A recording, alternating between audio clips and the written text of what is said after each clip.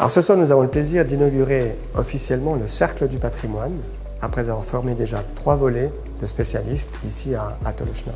Elle s'est engagée, la Fédération, pour mettre en avant le savoir-faire de nos artisans locaux, parce qu'il faut se rendre compte que pour rénover le patrimoine culturel bâti, il faut des compétences évidemment particulières, professionnelles, il faut des connaissances, des matériaux, des techniques de l'époque.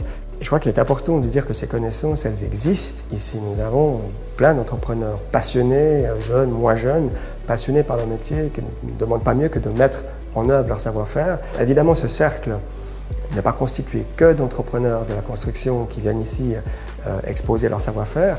Dans ce cercle, on trouve également des architectes, on trouve des conservateurs. Donc en fait, on trouve tous les milieux qui représentent le bâtiment, le milieu immobilier également est représenté dans le cercle.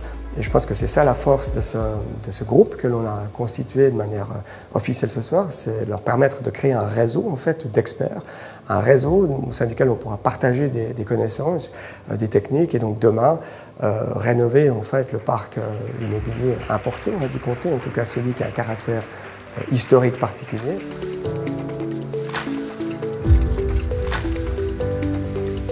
Le Cercle, il est né de l'initiative des participants à la formation de spécialistes en patrimoine culturel bâti. Depuis 2019, en fait, on a continué à se voir et à visiter les chantiers qui ont été réalisés par les anciens participants. Et on a constaté que sur un même chantier, ils étaient plusieurs à intervenir. Par exemple, on avait un menuisier qui allait refaire une porte et qui serait accompagné d'un autre membre du cercle qui s'occuperait des serrures. Ce cercle il est né pour continuer en fait, à fédérer le groupe et à valoriser le savoir-faire des artisans.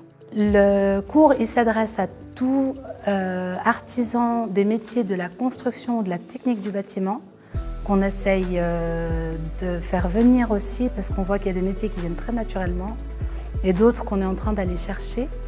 Il s'adresse aussi aux assureurs ou aux agences immobilières qui pourraient complètement venir compléter cette formation qui est intermétier.